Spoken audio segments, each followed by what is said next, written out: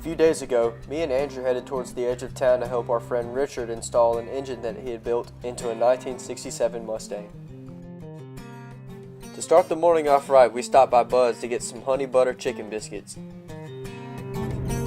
Meal Team 6, right here, boys.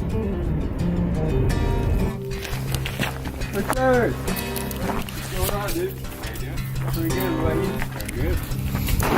Is this the setup? Just ready.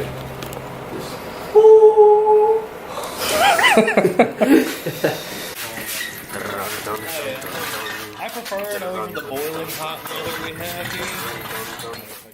Richard had a lot of cool projects that he's been working on from day to day. Up against the wall of the building, he had an old pinball machine.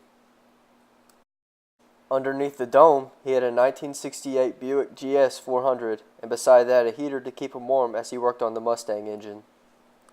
He then took us on a ride in a vehicle that he and his father had built a few years ago, a 1968 Mustang.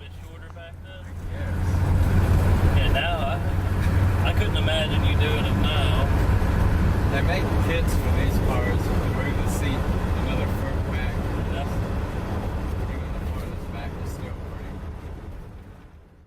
However, this is the first car that he's ever worked on all by himself, and there will certainly be some challenges ahead.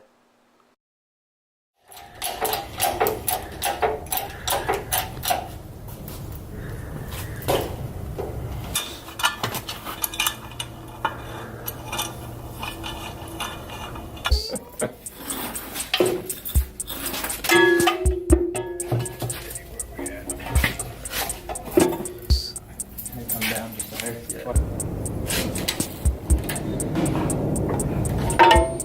good. Alrighty, should be. I certainly didn't know anything about cars, and Andrew was right in the same boat with me, but you know, in the end we were just happy to be there.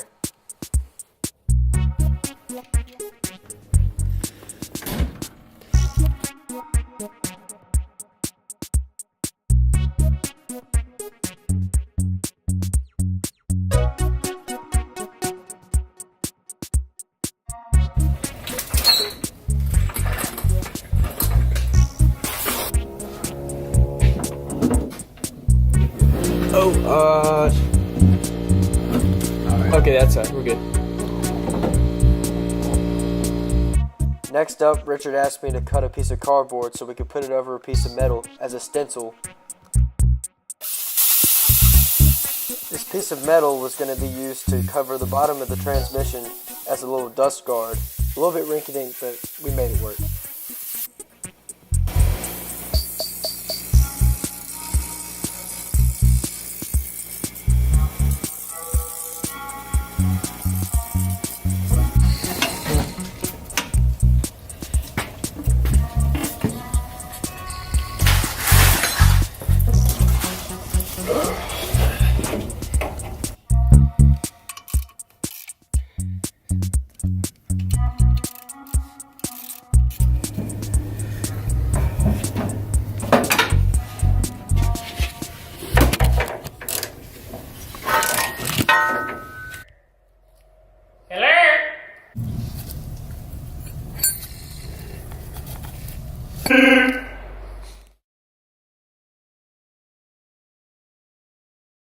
After a full day of work, the car was finally ready for some transmission fluid and oil.